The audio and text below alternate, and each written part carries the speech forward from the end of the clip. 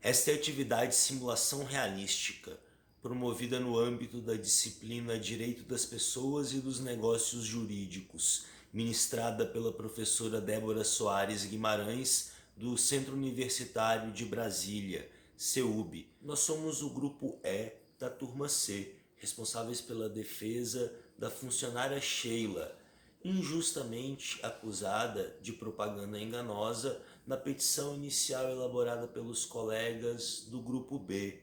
Repelimos essa acusação por entender que não houve sequer propaganda enganosa, haja vista o fato de que não houve a publicação de qualquer informação em peça publicitária com a intenção deliberada de enganar o consumidor. Presto e Diana, casados entre si, que compareceram à loja Rank Utilidades e Eletrodomésticos em Brasília para adquirir 16 aparelhos de ar-condicionado para instalar em 3 casas, uma em Goiás, outra na Bahia e outra aqui no Distrito Federal. Sustenta-se na inicial que a parte autora, depois de 2 meses de instalados os 16 ares condicionados nas 3 residências que o casal tem em Guarajuba, na Bahia, em Pirinópolis, em Goiás e em Brasília, não teria havido a esperada redução correspondente na conta de energia elétrica, razão pela qual o casal teria procurado um suposto técnico especializado em aparelhos de ar-condicionado, na inicial apresentado como Mestre dos Magos. No entanto, não há na documentação acostada aos autos qualquer referência, seja à especialização técnica do Mestre dos Magos, seja ao pretenso laudo que teria aferido que os aparelhos de ar-condicionado não detêm a propriedade de redução em até 80% do consumo de energia elétrica comparado a outros equipamentos de ar-condicionado no mercado. A defesa entende que deve ser considerada inepta a inicial, porque não há razão de pedir. O que há é tão somente a aquisição de 16 aparelhos de ar-condicionado vendidos segundo as especificações técnicas do fabricante. Não houve, por parte da funcionária Sheila, dolo, intenção de ludibriar os consumidores. Pode-se dizer que houve o Instituto do Dolus Bonus, quando um vendedor ou vendedora exalta as características técnicas, as qualidades de um produto, mas sem a intenção de enganar o consumidor, sem a intenção de que a sua vontade seja influenciada por uma informação que não é verdadeira, que não é o caso. Nesse momento, nós vamos explicar por que os argumentos da parte autora não condizem com a realidade. Bom, o que ela alega? Ela diz que, ao ter comprado os 16 ares condicionados da parte Ré, a empresa, e depois de tê-los instalado em seus domicílios, ela contratou um especialista que afirmou que esses produtos não possuíam a capacidade de economia de energia que, de acordo com ela, no ato da compra, uma das funcionárias disse que eles possuíam. Ponto. Em primeiro lugar, quando se faz uma compra, sobretudo quando se faz uma compra como essa, de 16 ares condicionados, uma compra dispendiosa, Em geral, o cliente quer saber o máximo acerca daquele produto. Quer saber como ele funciona para melhor compreendê-lo, melhor utilizá-lo e, é claro, fazer com que ele dure da maneira como deve durar. E para isso, nada melhor do que ler o manual. Todos os ares condicionados vieram com seus respectivos manuais. Ora, esse é o caso concreto. A empresa forneceu a capacidade de economia de energia verídica de cada um dos ares condicionados por meio do manual, o que de praxe todos os clientes estão habituados a ler. Agora, se formos entrar no mérito daquilo que alega a parte autora, de que a funcionária teria induzido ao erro e, portanto, incorrido em dolo. Ora, não há como provarmos isso. Não há como provarmos porque, afinal de contas, é a palavra de um contra o outro. Da mesma forma como não podemos atestar o dolo da funcionária contra os autores, também não podemos atestar um eventual dolo da autora, no caso, da parte autora, contra a funcionária, que talvez poderia estar se valendo desse argumento só para ganho de causa, né? E talvez forjando esse argumento. Bom, esse é o primeiro ponto.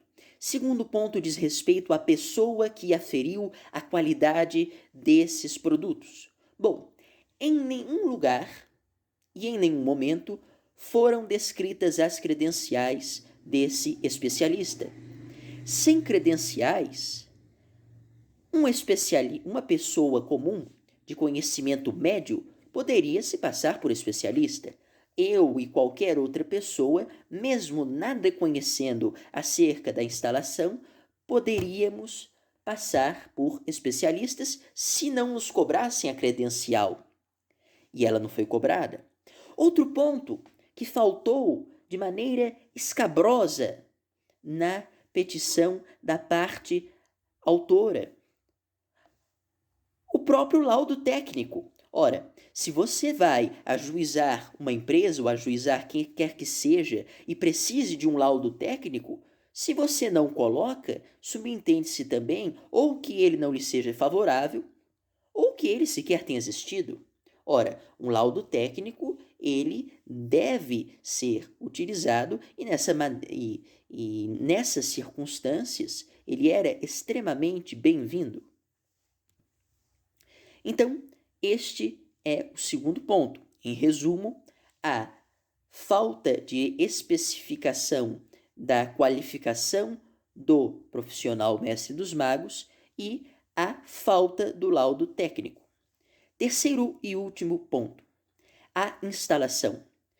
Os ares condicionados foram instalados em vários lugares diferentes, em vários lugares e estados diferentes. Lugares de praia, lugares muito secos. E não sabemos como eram as condições da casa e dos lugares em que eles foram instalados. Portanto, pode haver fuga de energia caso essas fiações não sejam adequadas para recepcionar ares condicionados. Portanto, há uma série de fatores a se ver sobre isso. Agora vamos falar sobre a litigância de má-fé. A empresa Rank Utilidades e Eletrodomésticos está no mercado há 52 anos. Além disso, sempre ganha prêmios e ganhou recentemente o primeiro lugar do concurso de melhores empresas de eletrodomésticos, assim como apresentado no documento 1. Isso mostra a confiabilidade e segurança de seus negócios. Agora, acerca de Sheila, vendedora da loja, ela trabalha lá desde 1988. O documento 2 mostra como seu comportamento é exemplar. E sempre foi. Ela ganhou 5 vezes consecutivas o prêmio de melhor funcionária do ano e excelentes avaliações feitas pela loja e seus consumidores. E ela também faz sempre vários cursos de capacitação, assim como mostra o documento 3, que é o certificado de Sheila do curso da própria XPC Timate Splin Inverse, que é a marca dos ar-condicionados adquiridos por Presto e Diana. Sheila diz ter informado os clientes seus conhecimentos técnicos, sobre os produtos, como o BTU, a potência, e que a mudança de localidade causa variação de economia e que a instalação é essencial para o seu bom funcionamento. Ela atesta não ter sido informada pelo casal das diferentes localidades de suas casas, onde seriam instalados os ares condicionados. E essa informação obtida era muito importante para o bom funcionamento dos aparelhos, assim como está disposto no manual de instrução dos produtos. Sheila nega todas as acusações apontadas em seu nome, além de que, nesse caso, não seria cabível a ela responsabilização criminal por propaganda enganosa, que é tipificada pelo artigo 171 do Código Penal como obter vantagem ilícita induzindo a erro proposital. A Sheila não teria motivo para agir dessa maneira.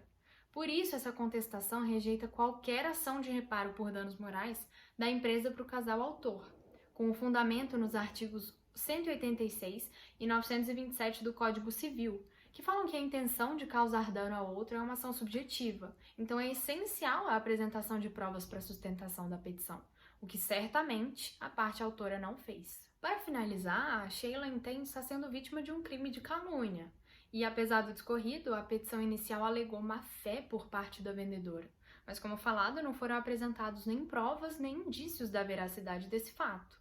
Então, por orientação da nossa defesa, Sheila vai comparecer à delegacia para relatar o ocorrido e vai solicitar a responsabilização penal por parte autora pelo crime de calúnia, previsto no artigo 138 do Código Penal, além de requerer uma ação de reparação por danos morais em desfavor dos consumidores. Vamos começar com o dispositivo legal, o artigo 103 do Código de Defesa do Consumidor, que alega que a insuficiência de provas é causa para a improcedência do pedido. Dessa forma, que nós podemos partir do pressuposto que os requerentes, cientes desse dispositivo legal, ou seja, o artigo 103 do Código Civil, se tivessem um intuito realmente de boa-fé no processo, eles teriam apresentado documentos, provas, que embasassem suas alegações e não teriam consigo apenas suas meras palavras, que, convenhamos, não podemos descartar a possibilidade de que eles podem estar mentindo, agindo de má-fé contra a nossa empresa. Se observado na petição inicial das partes, é muito perceptível que eles trouxeram consigo apenas alegações verbais, não há nenhuma comprovação, provas, nada dos aumentos abusivos e alarmantes das contas de energia, desde a compra e o uso do aparelho. Também está em extremo déficit o credenciamento e legitimação da pessoa jurídica mestre dos magos, que, bom, como está de acordo com a nossa política de devolução, é necessário pré-requisito o credenciamento da pessoa para realizar a vistoria e essa vistoria ser tomada como verdadeira, né? Observem que nem as contas de energia, nem o relatório do mestre dos magos foram apresentados pela parte requerente, deixando enormes dúvidas em suas alegações. Nós não conseguimos dizer realmente o aparelho não tem economia de energia, assim como falado. Então, nós não conseguimos partir desse pressuposto. Assim, encontram-se lacunas para o pleno raciocínio dedutivo do magistrado, que vai ter que se basear na veracidade apenas das palavras dos autores, única e exclusivamente. De acordo com o inciso 6º do artigo 139 do Código de Processo Civil, a petição inicial possui alguns pré-requisitos e, dentre eles, na sua formulação, deve estar as provas com que o autor pretende demonstrar a veracidade dos fatos alegados. Bom, como não possui na petição inicial, nós podemos também, mais uma vez, como eu já disse, julgar como imprecedente. Também é no dispositivo legal do Código de Processo Civil, que está no inciso 1º, artigo 337, que fala que é competência da parte ré, da nossa parte, alegar a inexistência ou nulidade da citação, neste caso, baseando-se na falta de provas da parte autora. Eu termino assim a parte da falta de provas, concluindo que os dispositivos legais do inciso 1º do artigo 130 do Código de Defesa do Consumidor, o inciso 6º do artigo 319 e o inciso 1º do artigo 317 do Código de Processo Civil, eles garantem que a insuficiência de provas é fator suficiente para a improcedência do pedido, concretiza com a mera observação da petição inicial e sua falta de documentos comprobatórios, tendo apenas a mera fala dos autores para comprovar Agora eu vou falar sobre a falta de interesse em agir e preclusão. Primeiramente, na nossa contestação, nós destacamos que em nenhum momento a empresa foi contatada sobre os supostos defeitos dos ares condicionados dentro do prazo de garantia legal, que é de 90 dias corridos após o recebimento do produto pelos compradores. A política de garantia, troca e devolução da loja explicita claramente sobre quais são as medidas a serem tomadas nesse caso. A primeira coisa que deve ser feita é a tentativa de comunicação com o Centro de Assistência Técnica autorizada do próprio fabricante do produto. E caso este não tenha um centro de assistência técnica em um raio de até 200 km do local, aí sim a loja de eletrodomésticos Rank Utilidade Eletrodomésticos Limitada vai intermediar um reparo junto com o fabricante do produto dentro de um prazo. Contudo, isso só pode acontecer caso a loja seja devidamente informada sobre o problema, o que não ocorreu. Em segundo lugar, nós destacamos o artigo 12, parágrafo 3 do Código do Consumidor, que fala sobre a responsabilização objetiva do fabricante, do produtor, do construtor nacional ou estrangeiro e do importador. Se a gente interpretar esse dispositivo, a gente percebe que o nosso cliente não se encaixa nessas especificações. Então, quem deveria responder inicialmente sobre o mau funcionamento do produto é o próprio fabricante. O artigo 13, também do Código do Consumidor, dispõe sobre uma possível responsabilização do comerciante, e é nessa categoria que o nosso cliente poderia se encaixar. O primeiro inciso fala sobre uma possível responsabilização quando o fabricante, o construtor, o produtor ou o importador não puderem ser identificados, o que nós verificamos que não pode ter ocorrido, visto que o fabricante do produto está identificado na própria carcaça do ar-condicionado.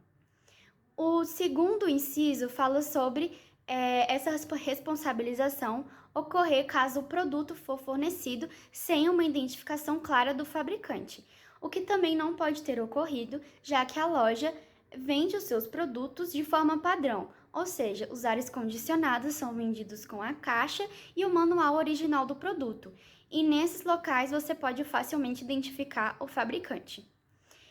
O inciso 3 fala sobre a hipótese de uma responsabilização quando o comerciante não conservar adequadamente produtos perecíveis.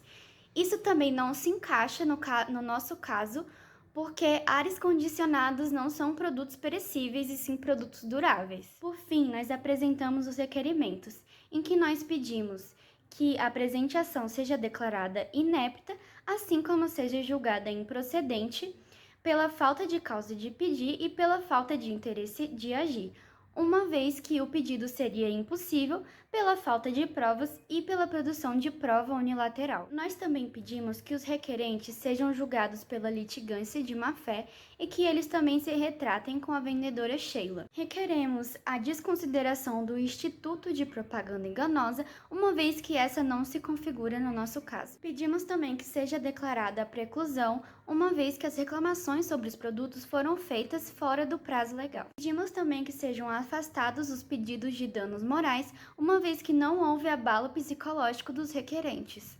Visto que a vendedora Sheila vendeu o produto de acordo com as especificações do próprio fabricante, que os requerentes eram plenamente capazes e que o objeto da negociação era lícito, nós pedimos que sejam afastados os pedidos de danos materiais e também que seja afastada a anulação contratual. Finalmente, nós pedimos que seja deferido o acesso à justiça gratuita ao requerido e também que os requerentes sejam condenados a pagar honorários sucumbenciais.